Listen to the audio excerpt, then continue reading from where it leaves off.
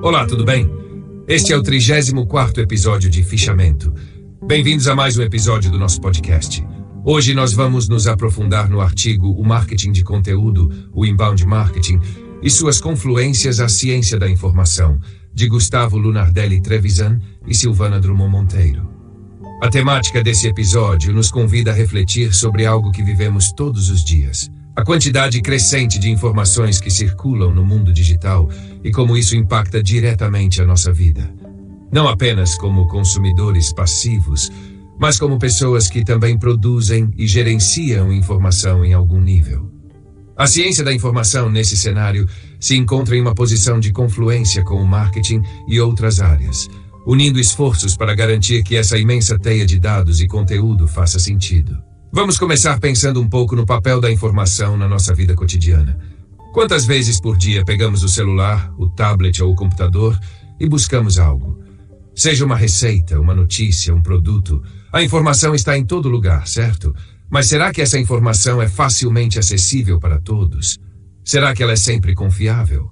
E mais, será que as organizações estão realmente preocupadas em produzir conteúdo que nos ajude, que seja relevante para a nossa vida? Ou estão apenas tentando nos vender mais e mais? Essa reflexão nos leva diretamente aos conceitos de marketing de conteúdo e inbound marketing. O marketing de conteúdo não é sobre vender diretamente. Trata-se de fornecer informações que ajudem o consumidor. É sobre construir um relacionamento, uma confiança. Se pensarmos bem, não é muito diferente de uma relação humana. Para que confiemos em alguém, é necessário que essa pessoa nos demonstre conhecimento, integridade e, claro, que ela esteja disposta a nos ajudar. O marketing de conteúdo tem essa função nas relações entre marcas e consumidores. Ele cria valor ao oferecer informações úteis e não apenas empurrar um produto goela abaixo. Agora uma provocação para nós refletirmos. Quando você acessa um site, lê um blog ou assiste a um vídeo, você se pergunta sobre a intenção por trás daquele conteúdo. Será que ele foi criado para nos educar, para nos fornecer uma solução, ou está apenas disfarçado como algo útil, quando na verdade tem o objetivo principal de nos levar a uma compra? As fronteiras são sutis, mas precisamos estar atentos para entender o que realmente está em jogo. Nós, enquanto consumidores, estamos mais conscientes ou ainda somos manipulados por esses conteúdos? O inbound marketing aprofunda essa questão. Ele se diferencia das abordagens tradicionais porque não persegue o consumidor. Ao invés de invadir a nossa privacidade com anúncios agressivos e interrupções, ele atrai naturalmente pela qualidade e relevância do conteúdo. Um detalhe importante: nós vamos até o conteúdo. E isso não acontece por acaso. Existem estratégias muito bem desenhadas para nos guiar nesse caminho. A pergunta que surge é: estamos realmente no controle das nossas decisões? Ou estamos sendo sutilmente conduzidos por mecanismos que entendem nossos desejos antes mesmo de termos consciência deles? Vamos fazer mais uma pausa para pensar. Quantas vezes você clicou em um artigo ou baixou um e-book porque ele parecia ser exatamente o que você precisava? Agora, reflita sobre o quanto de informação você forneceu em troca desse material. Nome, e-mail, telefone, talvez até o cargo que ocupa. Cada um desses dados é uma peça de um quebra-cabeça maior, que ajuda as empresas a nos conhecerem cada vez mais. E isso nos leva a outra questão crítica.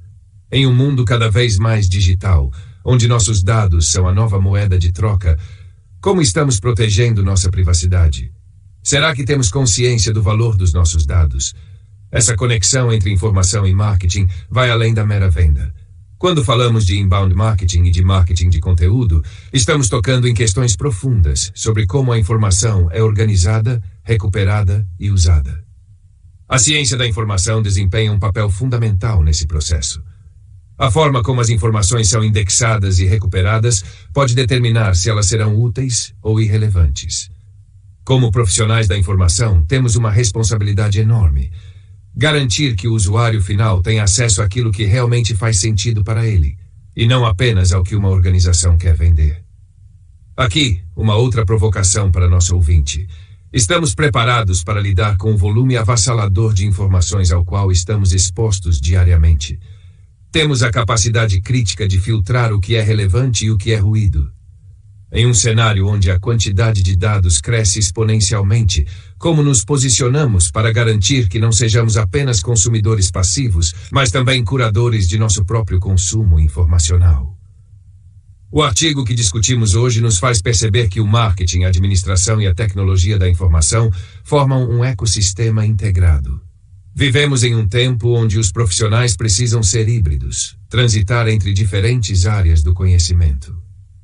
A ciência da informação, com sua expertise em organizar e facilitar o acesso ao conteúdo, pode ser uma chave para garantir que essa relação entre consumidor e marca seja benéfica, transparente e, acima de tudo, ética. E aqui fica uma pergunta final para refletirmos. O marketing, seja ele de conteúdo ou inbound, está realmente focado em oferecer um valor genuíno para o usuário?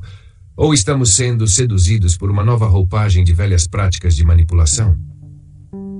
A diferença entre o útil e o manipulador é muitas vezes muito tênue. Será que estamos preparados para questionar o que consumimos e como interagimos com as informações ao nosso redor? Finalizando, esse artigo nos chama para um diálogo mais profundo sobre o papel da informação em nossa sociedade e sobre as responsabilidades que todos nós temos, tanto como consumidores quanto como produtores. E para nós que atuamos na ciência da informação, fica o desafio de integrar conhecimento, tecnologia e ética na construção de um mundo digital mais acessível, justo e informado. Obrigado por nos acompanhar até aqui. Espero que essas reflexões tenham fomentado em vocês o desejo de olhar para o mundo digital com mais criticidade e consciência. Se acharam esse conteúdo relevante, compartilhem o link com outras pessoas, porque é tempo para o entendimento.